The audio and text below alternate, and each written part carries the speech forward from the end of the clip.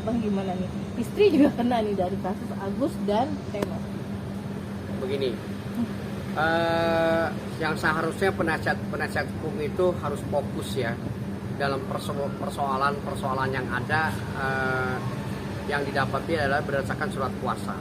Surat kuasa itu kan sudah mengatakan apa yang akan dilakukan, pemberi dan penerima, apa tindakan dalam surat kuasa itu. Nah, itu tidak boleh dilakukan dengan di luar surat kuasa, karena seorang advokat itu ya pada dasarnya adalah surat kuasa. Jadi kalau misalnya umpamanya pada persoalan yang telah dilakukan umpamanya ada sesuatu, maka itu tentu surat kuasa itu tertulis. Nah, kemudian kalau ini bicara tentang umpamanya di luar surat kuasa, konteksnya itu namanya penyimpangan-penyimpangan yang tidak disadari keinginan seorang penasihat hukum. Bagaimana caranya bahwa ini ucapan-ucapan ini dan mungkin pikiran-pikirannya ini sangat disayangkan, supaya mungkin dia pikir di luar nalar mereka ya, yang seharusnya tidak berbuat seperti apa yang menyinggung perasaan orang gitu. Nah, ini kan perseteruannya dengan Hotman dengan Apin Lim, harusnya tidak boleh membawa kepada keluarga ya, kepada siapapun tidak boleh, cuman hanya bisa bagaimana caranya surat kuasa itu fungsinya sebagai penerima kuasa itu harus sesuai dengan surat kuasa itu yang dilakukan. Jadi kalau mengatakan diri surat kuasanya itu mengatakan itu harus mengurus segala kehidupannya, ya cantumkan terus kehidupannya seperti apa.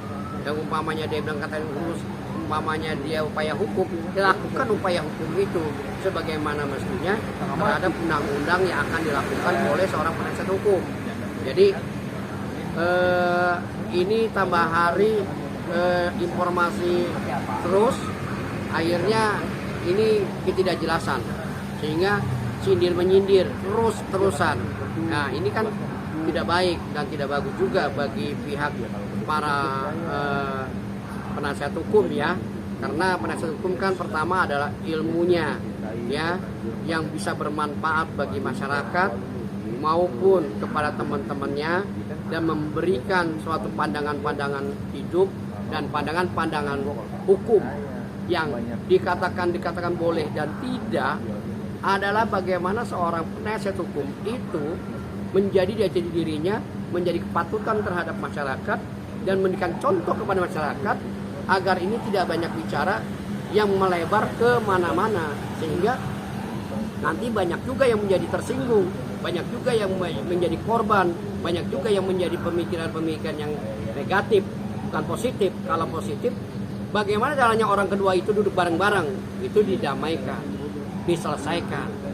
Nah, kalau misalnya proses hukum kan sudah jelas, lapor melapor atau digugat melalui pengadilan, nanti tinggal kepada institusi masing-masing yang akan bisa menyelesaikan tersebut. Tapi saya sebagai penasihat hukum juga memberikan pandangan, coba saling menyadari dan saling berbijak untuk melakukan sesuatu yang bukan daripada diberi kuasa yang tidak pada pokoknya. Nah, ini bisa berbahaya ya. Sudah banyak contoh ya. Seorang penasihat hukum itu tidak boleh mengatakan nunjuk si A, si B, si C, tidak boleh itu. Itu yang saya pandang ya. Oke.